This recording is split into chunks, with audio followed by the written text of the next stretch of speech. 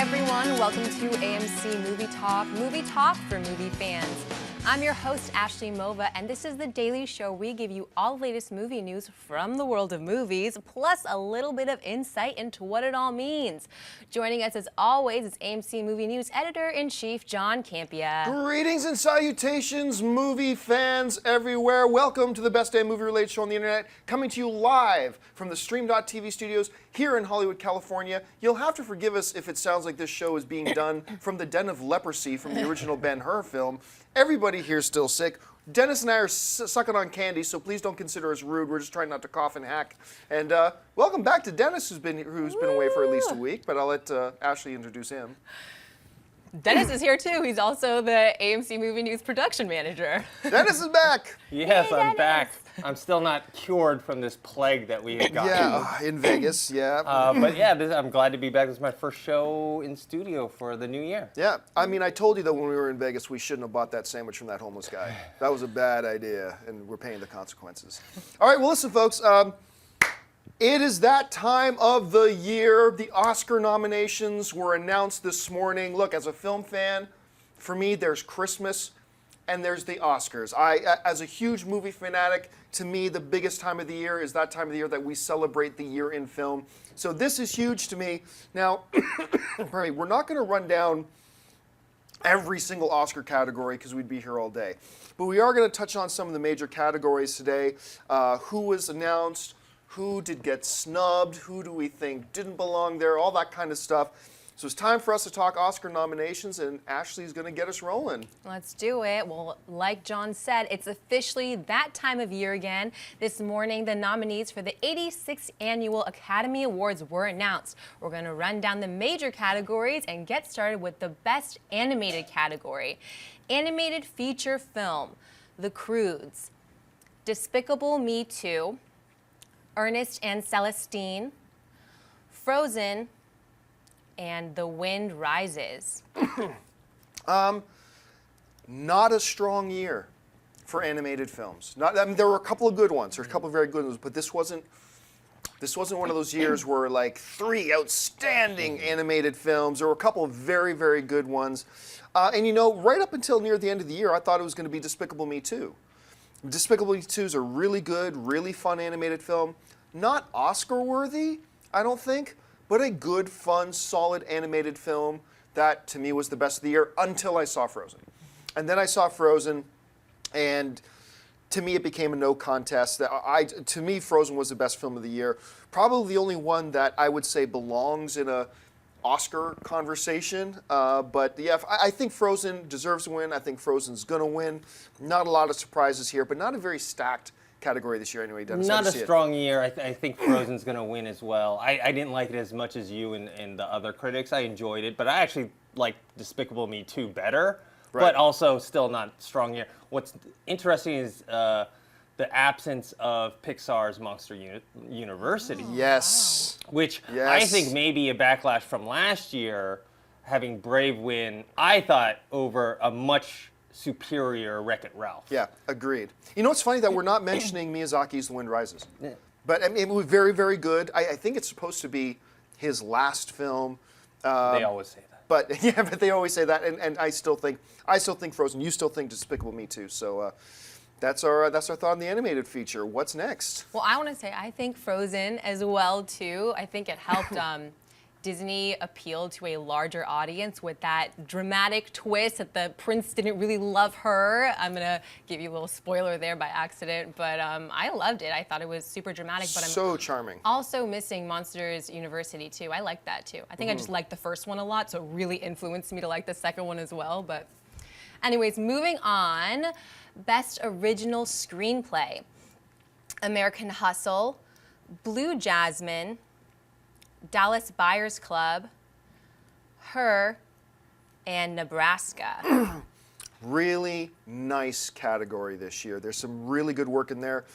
I gave serious thought for me, thinking maybe Her. I mean, Spike Jonze, it's such an insightful and creative and original and timely screenplay. Just dynamite, really good. For me, though, it goes to Dallas Buyers Club. It's a brave screenplay. It was written for actors. It's just perfect, and it was perfectly executed as well. I think Dallas Buyers Club is going to win, but I do think, seriously, American Hustle, Spike Jonze for her, it's going to be really, really tight. Just by the bare of the skin of its teeth, I'm going to say, but Dallas Buyers Club. What do you think? I think Dallas Buyers Club as well. I really like the movie. I do think that it's weird. Spike Jonze is kind of pitted against his other partner, Charlie Kaufman. Right. And so you always compare, and I don't think his writing is as strong, even though I really like the movie. So I think that's what he has going against him. All right, let's move on to the next category. Best Adapted Screenplay. Before Midnight, Captain Phillips, Philomena, 12 Years a Slave, and The Wolf of Wall Street. I said this since I saw it. I think the 12 Years a Slave is going to win this. The book was fantastic. I finally got around to reading the book. The screenplay, just breathtaking as you're watching it. This, once again, very solid, really strong, very good category this year. All the screenplays here. I'm a little bit surprised to see Before Midnight in there. Although it's a great film, I didn't think it would get a nod for Best Adapted Screenplay. But I'm very happy to see it in there. But I think 12 Years a Slave, it's a award to lose. Yeah, I think in this category compared to the original screenplay, this one, 12 Years, is much more favored than like the other one. The other one, if any of those win, it won't be a big surprise. But this one, I think 12 Years is going to win. I think Wolf of Wall Street has too much controversy behind the movie that it's not going to win. I agree. All right, let's move on to the next category. Best Actress in a Supporting Role, Sally Hawkins, Blue Jasmine, Jennifer Lawrence, American Hustle, Lupita Nyong'o, 12 Years a Slave, Julia Roberts, August Osage County, and June Squibb, Nebraska.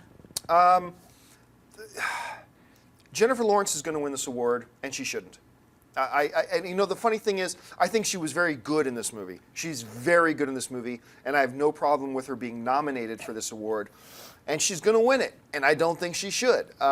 Honestly, and no one else is going to agree with me about this, I honestly thought Julia Roberts in August Osage County, I thought that might have been the best performance of her career. And I actually would give the award to her. I don't even know if she's going to come in the top 4 in the votings, to be honest. But I think Jennifer Lawrence is probably going to win this one. I haven't seen August Osage County yet, so that's on my list, that and Philomena. Yeah, I think Jennifer Lawrence is probably favored to win, and she's probably going to win. I would go, maybe there's an outside chance that Lupita Nyong'o has a chance. Just 'cause she's kind of the sexy choice. Yeah, 12 Years is, I think going to do very well this year, and I think maybe she might win that one. Agreed. Okay, what's next? Best Actor in a Supporting Role, Barkhad Abdi, Captain Phillips, Bradley Cooper, American Hustle, Michael Fassbender, 12 Years a Slave, Jonah Hill, The Wolf of Wall Street, and Jared Leto, Dallas Buyers Club. In none of the categories we have talked about so far do I think there has been a snub. Because snub is a very strong word. Because snub suggests not just, well, this person could have been nominated. It suggests it is outrageous that this person is not nominated instead of so-and-so. Jonah Hill does not belong on this list. He doesn't. I remember watching the film. One of the weaknesses I thought of Wolf of Wall Street, which I loved. I loved the film. But I thought one of the weaknesses was the Jonah Hill character just came across as a consummate idiot the whole time. I never saw one redeeming spark of intelligence or creativity or anything redeemable about the character. He was just a buffoon idiot in the film. And played that way by Jonah Hill. Jonah Hill failed to me to bring anything other than that to the character, to give it any other dimension to it. I think Jonah Hill is turning into a terrific actor. I really do. But the fact that he is nominated for Best Supporting Actor instead of Daniel Bruhl from Rush, that to me is a snub. I thought Daniel Bruhl deserves to be on this list, and I absolutely don't think Jonah Hill belongs on the list at all. But it's dollars and dimes because Jared Leto is going to win this award. He's going to win this award, and he deserves to win this award. Like the 12 Years a Slave, I think Barkhad Abdi is going to be a sexy choice, a sexy outside pick, but I do think it's going to be Jared Leto. I think out of all of it, Jared Leto, out of all the categories, Jared Leto's Best Supporting is probably the biggest lock. It's probably the closest thing we can say to a lock this year. Yeah. Jonah Hill, it was surprising, especially because he wasn't on the Golden Globes list. Oh, yeah, that's right. He wasn't on there. I really liked him in the movie. Apparently, the Academy loves him because this is his second nomination. Let that sink in, everybody. Jonah Hill has his second Academy Award acting nomination. He's turning into a really nice actor. Yes, so I really like him. I was surprised to see him, but I don't think it's a snub. I wasn't as high on Rush as other people were. I liked the film. I thought Daniel Bruhl and Chris Hemsworth did a great job, but it just didn't resonate that much with me, so I wouldn't consider it a snub. All right, what's next? Best Actress in a Leading Role, Amy Adams, American Hustle. Cate Blanchett, Blue Jasmine. Sandra Bullock, Gravity. Judi Dench, Philomena. And Meryl Streep, August Osage County. And yada, yada, yada, yada, Meryl Streep every year. And for good reason. She's amazing. We said that Jared Leto's probably the one guy this year that we could say lock. I would almost say Cate Blanchett for Blue Jasmine, except that I do believe there's going to be a swell of support for Sandra Bullock for Gravity for this. But I'm going to stick with Cate Blanchett. I think Cate Blanchett, this is her year. I really liked Amy Adams in American Hustle. Dame Judi Dench is always phenomenal. Meryl Streep is always phenomenal. But I think it's Blanchett's year. What do you think? Yeah, I think Blanchett has the momentum with her Golden Globe win. Right. People are nominating her and awarding her a bunch of awards, so I think it's hers to win. Earlier, I would have thought maybe Sandra Bullock, but I think Gravity's starting to get a little, not so much a backlash, but people are starting to forget about it a little bit. Right, it's losing its steam. Yeah. So I do think that Cate Blanchett, and then Meryl Streep, when is she not nominated? When she's not in a movie? I know. If she's not in a movie for a year, then maybe that's when she doesn't get nominated. Agreed. All right, what's next? Best Actor in a Leading Role, Christian Bale, American Hustle. Bruce Dern, Nebraska. Leonardo DiCaprio, The Wolf of Wall Street. Chiwetel Ejiofor, 12 Years a Slave. And Matthew McConaughey, Dallas Buyers Club. This is, to me, the category this year.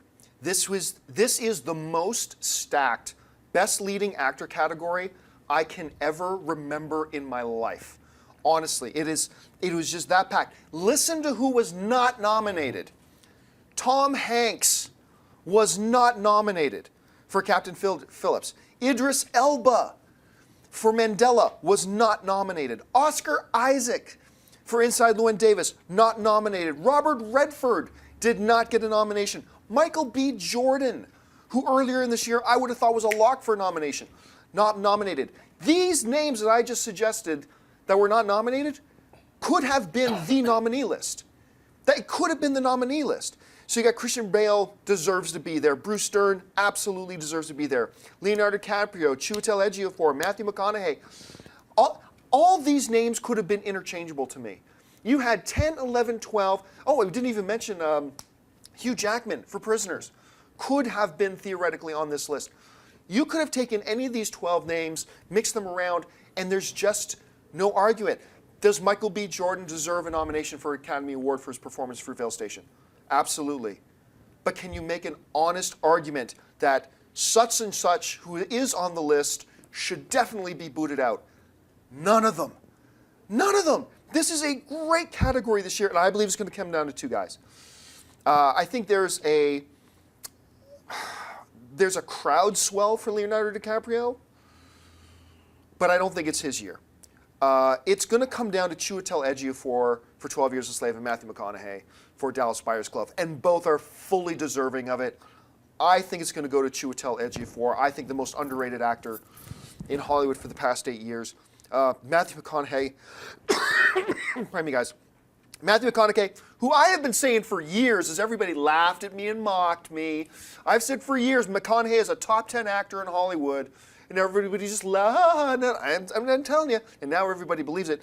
I believe he's going to be a close second. He could squeak out the win, but I think it's going to be either Chiwetel Ejiofor or Matthew McConaughey. I'm going to go with Chiwetel Ejiofor. Yeah, great year for actors. I actually think Matthew McConaughey is going to win this award with Chiwetel being close second. The close second. It is the year of the McConaughey. I mean, he had another movie, Mud, which he had a lead role that could have easily been nominated for an Oscar. Yep. He had a scene stealing 15 minutes in Wolf of Wall Street. Just owned the screen when he was there. And I don't know if you've seen it yet, but he just had that HBO miniseries come out, True Detective, with Woody Harrelson. I got to tell you, I didn't like it. Really? Oh, At least the first episode. I'm going to give it more of a chance. I loved it. And so I'm just thinking he was having a banner year. I think it's really his year. It's definitely not a lock. Leonardo, I love him. It's just a controversial role. People aren't gonna vote for him because of that. I mean, previously he was, he's been, I don't know if snub is maybe too strong a word, but he's been overlooked in the past. He has been overlooked, yeah. I thought he was great in Django. I know a movie I didn't really care for, Titanic. Kate Winslet got a nomination, but he didn't. He was great in The Aviator. I think he did get a nomination. Did for he? that. I can't remember for sure, but I think he did.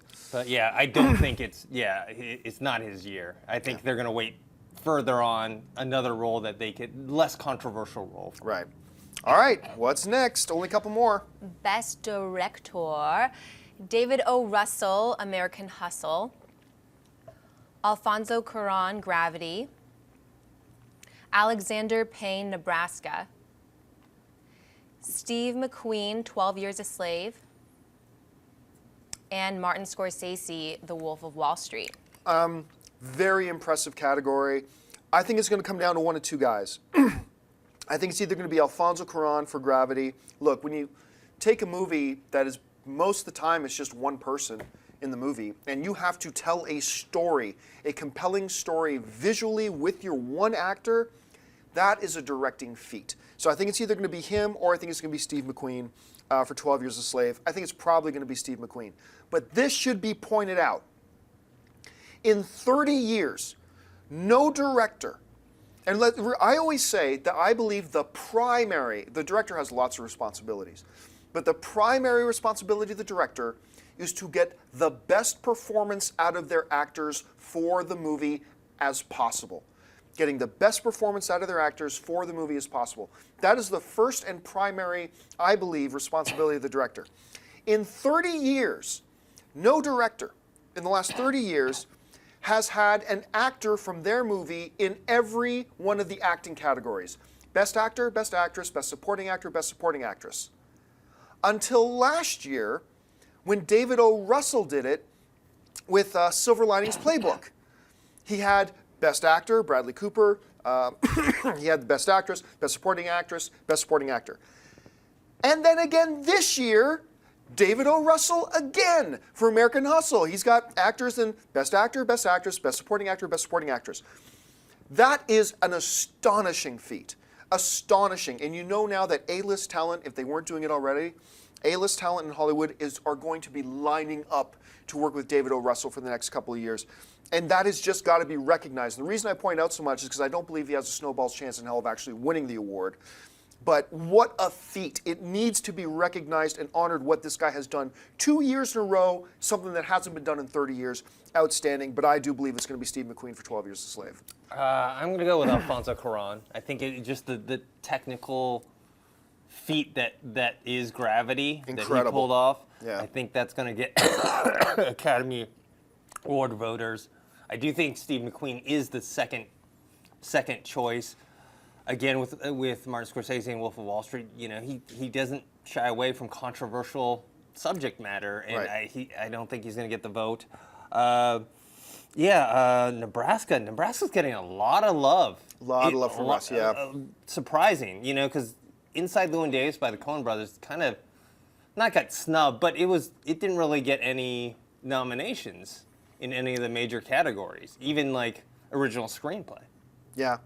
So that's interesting. Coen brothers are Oscar winners, and I guess people weren't really feeling that movie. But I feel like, and I've been saying this since they've opened up the Best Picture nominations to, what is it, at least 5, up to 10. Maximum 10. This year it's 9. This year it's 9. I feel like they need to do that with director. I think the director he's the captain of the ship for the movies, and so when you have, let's say, 9 Best Picture nominees, but you only have 5 Best Directors, I feel like, I don't know, I feel like those movies don't direct themselves, and I feel like there should be a correlation to that. And so you And have, last year, Best Picture of the Year yes, did not have their director nominated. yeah, which I thought was a snub. Yeah, that was a clear snub. I mean, last year, Ben Affleck not getting nominated for Best Director was the clearest of snubs because every other awards body, the Directors Guild of America, the Golden Globes, the Broadcast Film Critics Society, all the major critic bodies, Ben Affleck won Best Director in every major awards ceremony that year, but didn't get the nomination for the Oscar. And his film that he directed won Best Picture. So that will always be one of the strangest occurrences I've ever seen in Oscar history. All right, let's move on to the big prize, of course. Let's hear the nominees, 9 of them, for Best Picture. Let's do it. Nominee number 1, American Hustle. 12 Years a Slave. Captain Phillips. Nebraska. Philomena. Her. Wolf of Wall Street. Dallas Buyers Club. And Gravity. Look, you got 9 films nominated. No matter how many movies you nominate, there's going to be a question of what about this movie? What about that movie? I know some people this morning are asking, where's Inside Llewyn Davis? That's one, where is Fruitvale Station? The one I'm asking about is, where's Saving Mr. Banks? Where, I mean, not just on Best Picture list, I mean at all. It got no major nominations whatsoever, and this was kind of like an Oscar-created movie, was Saving Mr. Banks, and it's not on there anywhere. Personally, I thought it deserved a place in the top 9, but not so outrageous that I would call it a snub. I've been saying for a while, I'm going to stick to my guns. It's going to be 12 Years a Slave. I would have thought that this category was going to come down to 12 Years a Slave and Gravity. I think it's going to come down to 12 Years a Slave and Dallas Buyers Club. Much like the Best Actor category is going to come down to Chiwetel Ejiofor and Matthew McConaughey. I think it's going to carry over into Best Picture. Those ones seem to have a lot. Now, you can't ignore the fact that American Hustle is tied for most nominations with 10. But honestly, I don't know that I have American Hustle in my top 5 of the year. And if so, it's barely in there. And I really don't think it is. So I don't think you count that. I don't think Captain Phillips has a chance. I don't think Nebraska, Philomena, Her might have an outside chance. There's something, once again, it's kind of the sexy pick. There's something sexy about the Her pick. Wolf of Wall Street, I don't think has a chance. To me, it's Dallas Buyers Club, 12 Years a Slave, with an outside shot to Gravity and Her. How do you see it? Yeah, I think 12 Years is the front runner with Gravity and Dallas Buyers Club as maybe vying for second place. Yeah, no Inside Llewyn Davis, no Blue Jasmine. My favorite movie of the year, I knew it wasn't going to get nominated. Mud is Right. not on this list. Not enough people saw it. That's, I am surprised, though, with Her and Nebraska. Those, I think, are more kind of indie picks for this list. So, yeah, it's interesting. But I still think 12 Years has more of the momentum behind it. I agree. I think 12 Years a Slave, I think it's going to be their year. I know you picked Matthew McConaughey, but I think Chiwetel's going to win. I think Steve McQueen's going to win Best Director. I think it's going to win Best Picture. I think it's going to be 12 Years a Slave, big year. But in talking about Saving Mr. Banks, here's an interesting thing. When I first saw Saving Mr. Banks, I would have thought that Colin Farrell was a lock for a Best Supporting Actor nomination. I really do.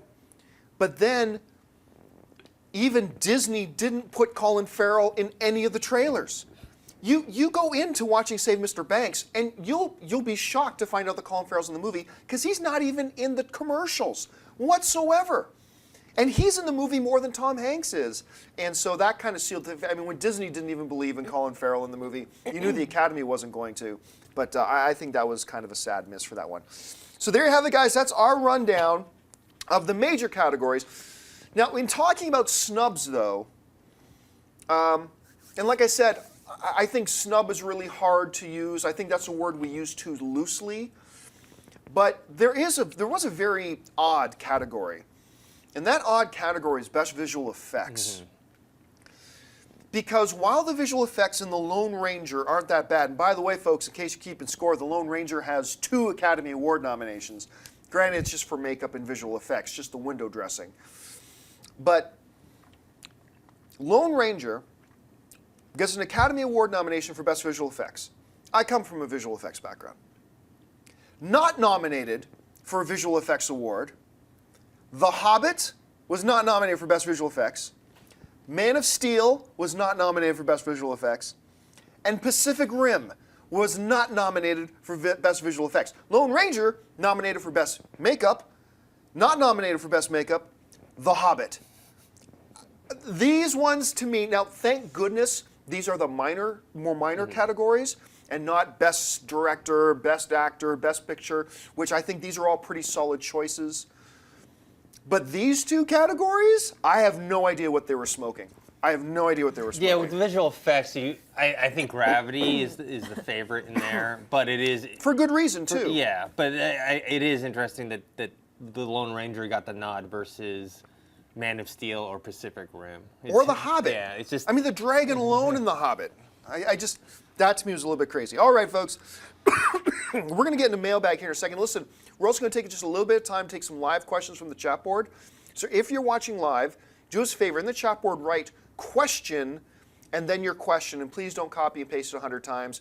Ashley over there is going to keep an eye on it, and she's going to pick out a few. We'll get to those after the mailbag. But before we get to mailbag, I want to remind you that a new film is opening up in AMC theaters.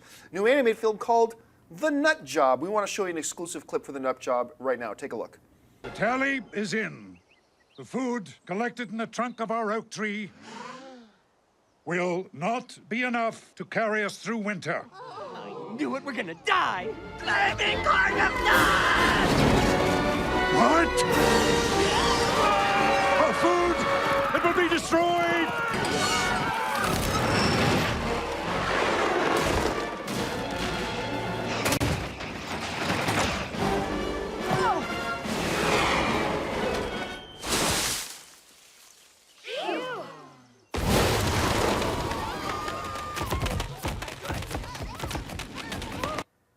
The Nut Job is opening in AMC theaters everywhere. Head on over to www.amctheaters.com for your theater, showtime, and movie ticket information. I'm being corrected. Somebody in the chat board mentioned, no, John, The Hobbit was nominated for Best Visual Effects. To which in my head I thought, oh, you stupid, naive idiot. No, it wasn't. Oh, look, it was. I was wrong. So yes, The Hobbit was nominated for Best Visual Effects, as a matter of fact, and it turns out I am the village idiot today. All right, before we get to the live questions, every day we take a couple of questions out of the mailbag. Listen, if you've got a topic or a question you'd like us to address on the show, you can email us anytime at amcmovietalk@gmail.com. Every day we pull a couple of questions out of the mailbag. Ashley's got a few of them pulled out, so Ashley, what do we got? Jesse Sockwell writes, hey guys, love the show. I watch it every day. So personally, Prisoners was one of my favorite films this year. I thought it was intense and kept me on the edge of my seat. The acting was amazing, as well as the direction and screenplay. When it was first released, there was a lot of buzz surrounding it for awards, especially for the acting. So now that the awards season has started, why hasn't Prisoners gotten any love? Thanks, guys. Keep up the great work. It's, I would have thought the same thing the first time I saw Prisoners. I thought, oh, this thing's going to get some major Academy Award nominations. And I thought Hugh Jackman. But as we saw with the Best Actor category, the Best Actor category was just way overstacked this year. It was just crazy, and so there just wasn't room for Hugh Jackman in there. But also, in the other major categories, I gotta tell you, as much as I really liked Prisoners, and I thought it was a lock to get some major nominations, as I look at the lists of the actual nominees, I can't mount a serious, strong argument to bump one of those nominees out to make room for the Prisoners. I mean, I wouldn't have had a problem with it if Prisoners was in there for, say, Best Adapted Screenplay. I wouldn't have complained if Hugh Jackman got a nomination. I wouldn't have complained if it was nominated for Best Picture. But I can't make a compelling argument that distinctly states this nominee should have been bumped out to make room for Prisoners to get into this category. it was just a really hard year this year. So yeah, I'm disappointed that it's not there, but I'm not totally shocked and surprised either. Dennis? I really liked Prisoners. I think also timing. When it came out right before all the awards movies came out. And so it came out, and then maybe like a few weeks later, that avalanche of all the studio's movies that they want to be nominated all came out and kind of got overshadowed. It did get nominated for Best Cinematography, Roger Deakins, who did Skyfall, Kundun, and Assassination of Jesse James. So that's in my opinion... That's not a minor category. Yeah, in my opinion, a major category, and I don't think he's going to win just because of the type of movie it is, but it's beautifully shot. All right, what's next? Alex Smith writes, "Hello, AMC Movie Talkers. I've asked this once before, but I'm really curious to find out whether you guys think that Warner Brothers is creatively stifling for DC, and whether you guys believe that DC could benefit from having their own studios like Marvel. I ask this because I have long since believed that Warner Brothers were only in this to make money, and are stifling DC by making rash and unnecessarily quick decisions with little forethought. Anyways, I love the show. Any thoughts you have on that are greatly appreciated." Well, first of all, Alex, my condolences on your game against the Indianapolis Colts. I thought you played a terrific game. You deserve to win that. That being said, well, let's not forget, Marvel is not really its own studio. It is owned by Disney. But they do function a little more autonomously than, say, DC does from Warner Brothers. But you said something very interesting in here, and I know nobody likes to hear me say this because it's not romantic, but this is the truth. You say, I just kind of feel that DC was kind of in it for the money. All right. Cold splash of truth time, all right? Every studio, including Marvel, is just in it for the money.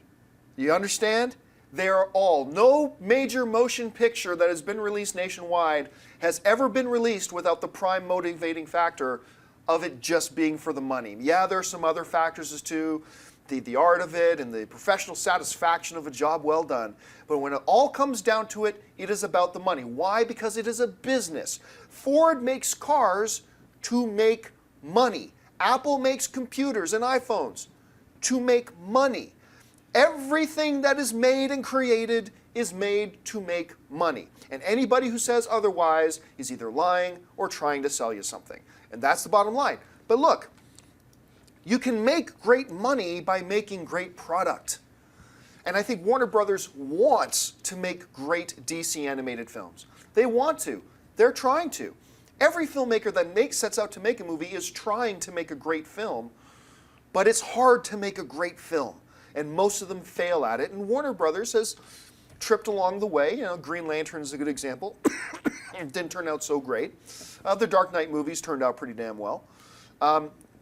So never think for a second that the studio doesn't want their movies to be great. They do. Because if they're great, they're going to make more money long term.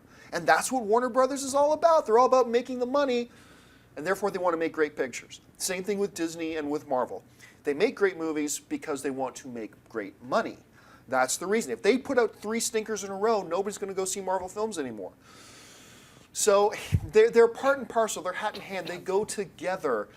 Never think for a second. Don't buy into the lie that there's a studio making movies for the fans. No. That they're doing it for the art. No. They're doing it for the money. And there's nothing wrong with that because that motivates them to try to do the best job that they can. Anyway, Dennis, you got a more romantic view of it than I have? Well, I actually was taken with more of the You're a money-grubbing filmmaker. Yes, you should know this. Yes. Of the point of the rash and unnecessary quick decisions, which actually it's kind of the opposite. I was thinking the same thing, yeah. Warner Bros. And DC have been dragging their feet with everything. They didn't even get the whole Justice League, Man of Steel 2 until they saw the box office returns of Man of Steel. Right. They should have had all these things lined up. So I feel it's different. I do think they would benefit from having a little like sub-studio. A little more autonomy from Warner Brothers, yeah. Warner Brothers, and they can plan things out better. But I actually think, they're more dragging their feet. They're like, we don't know. Are we going to do it? I mean, they still haven't really announced the Justice League movie. And they should have had their blueprints for Justice League and that Justice League universe. They should have the blueprints in place before the Heath Ledger Dark Knight movie ever came out. They knew the end of the Christopher Nolan Batman was coming. They should have had their blueprint for their Justice League universe 5 years ago, 6 years ago, and instead we are where we are. And that's right now. why Marvel is succeeding. I mean, they have their blue. They're probably talking Phase 4, Phase 5 right now. Yeah, you you're know? absolutely right. They have all these storylines all in place. They talk to who they want to talk to and consult and check out what comic book storylines they're gonna pull from. DC is still like, I don't know, we're gonna make this JLA movie or not. Maybe. All right, listen, that'll do for Mailbag. We are running out of time, but I did say we would take some questions from the chat board. So let's do some rapid fire quick questions here. Ashley's picked a bunch of them out. So Ashley, what do we got? The Angry Dunsparce writes, John, you said you walked out on movie 43. Out of curiosity, what other films have you walked out on, and what films has everyone else walked out on? Hello from Australia, by the way. Hello, Australia, where it's like 109 degrees right now, and they're playing tennis in that weather right now. The films off the top of my head that I can remember that I walked out of, the two in particular, one was Dark Water with Jennifer Connelly. Oh, that was awful. The other one was Ringer with Johnny Knoxville. That was the only movie I ever walked out because I was just purely offended by it. So that's one for me. Dennis, you ever walked out of any films? No, not in a theater. Usually a theater, I'm like, I paid good money. I'm going to watch this piece of trash anyways. But at home, I turned off movie 43 when I was watching it on Netflix. I was like, 15 minutes in, change it. And I walked out of movie 43. All right, what's next? You guys, Spring Breakers? I'm lazy, so I didn't walk out on it, but I felt like I was watching underage porn in Spring Breakers. Tell me more about this underage porn. No, but next question. Question, do you know of any Pixar films in the works or slated for 2014? And Collects Too Much wrote that. When is Finding Dory coming out? I don't think that's till 2015. For some reason, I had in my head that there was some dinosaur one. Honestly, off the top of my head, I can't remember. All right, next question. Matt Wright writes, do you think The Conjuring was deserving at all of any awards, design awards maybe? No, I don't think it was. I mean, I enjoyed The Conjuring very much. Very nice little movie. Was it not deserving of any Academy Award nominations? I'd say no. Dennis? I didn't see it. I'm not a big horror fan, so I can't really judge. All right, let's just do two more. Okay. Andrew Semenego writes, hey guys, why do you believe films that action films or comic movies never get nominated for the Academy?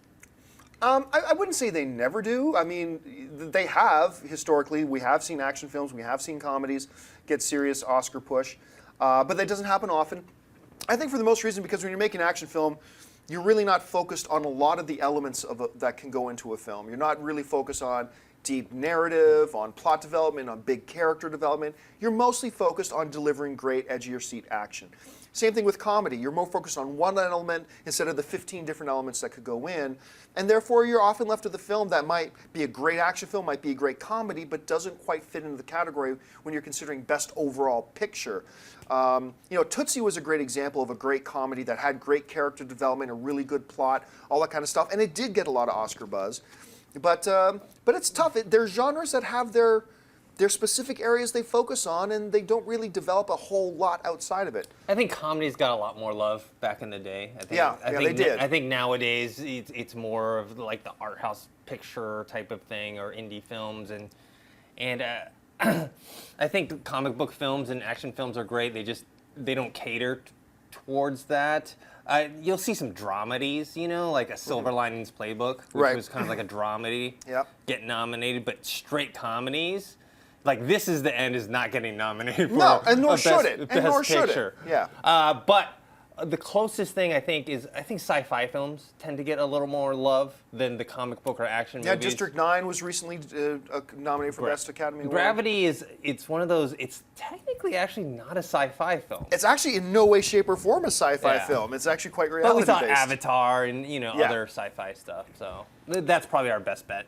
All right, I agree. All right, folks, well, listen, that'll do it for us. Thank you so much for joining us. Listen, keep the conversation going. Leave your thoughts and your comments on any or all the topics and the nominees and the categories that we discussed here today in the comments section. If you haven't subscribed yet to our AMC Movie News YouTube channel, take a second and click on the subscribe button. And do us a favor, copy and paste the URL, put our show up on your Facebook page or Twitter. Just help to get the word out about AMC Movie Talk. Thank you so much for joining us. I want to thank the triumphantly returning Mr. Dennis Zen. Dennis, where can people find you online? You guys can find me on Twitter at ThinkHero or on YouTube, ThinkHero Pro. Our lovely host today, Miss Ashley Mova. Ashley, where can people find you? You guys can find me on Twitter at Ashley Mova.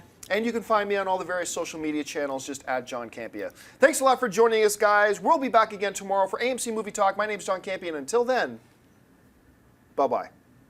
If you like this video, be sure to give it a thumbs up and don't forget to subscribe to AMC Movie News on YouTube. It's free and a great way to stay updated with all the latest movie news and check out our daily show, AMC Movie Talk. Also, don't forget to check us out on Facebook and Twitter to stay in the loop for our special prizes, giveaways, and contests.